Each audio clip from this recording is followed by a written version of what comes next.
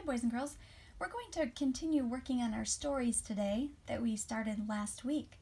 If you remember, we have a cover to our story with the title, like mine, says At the Cabin. I illustrated my cover, and then I have my name because I'm the author, by Mrs. Nowak. Now remember, my story is about being at the cabin, and I talked about going kayaking, fishing with my family, and having a campfire at the cabin. A good story will have at least two things that have happened. So I already made my first page. The first thing that I wanted to talk about in my story is that I went kayaking when I was at the cabin, and I drew a picture to show that.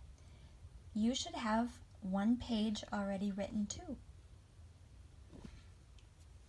It wouldn't be a very exciting story if I just stopped there. I'm sure you would be wondering, what else did you do at the cabin? So I made another picture. Here's my family in the boat. So I have Mr. Nowak, and there's my son Caleb, and Megan, and Faith. She's fishing out of the other side of the boat. And there's me. Remember, you can use circles and oval shapes, rectangles and squares to make drawings. Now I need to have the words that go with our story. Picture books are fine, but now that we're knowing how to write more words, we can use words to tell people our story. So in this page, I'm going to write we. And remember, you're going to do your just for now spelling if you don't have someone to help you.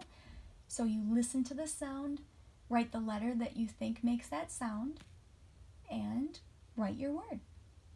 If there's somebody close by who can help you, you can ask them how to spell a word that you're not sure about.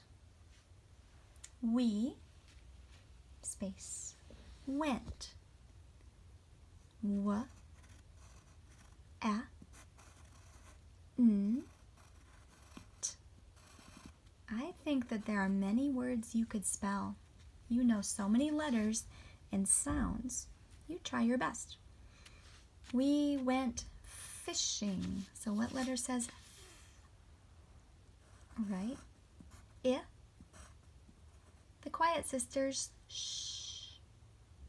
Good, you remembered. SH. And what says ing? ING says ing, ing, ing. That's the end of my sentence. So I put a period. Now I do have two things in my story, but I'm going to make one more. Since I have 3 pages and you do too in your books,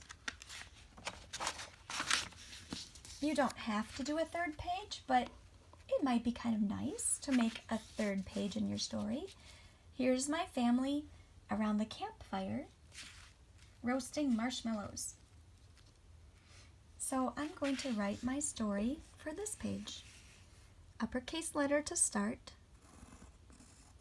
We had a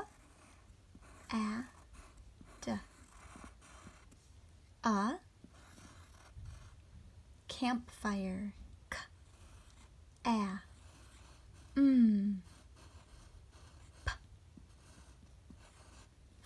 fire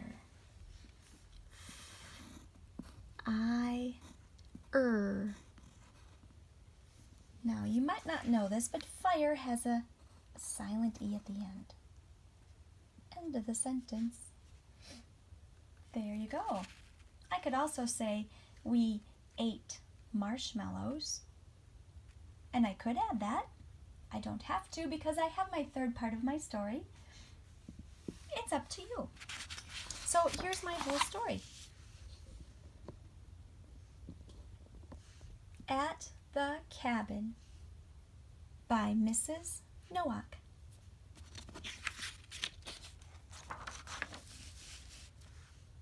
I went kayaking.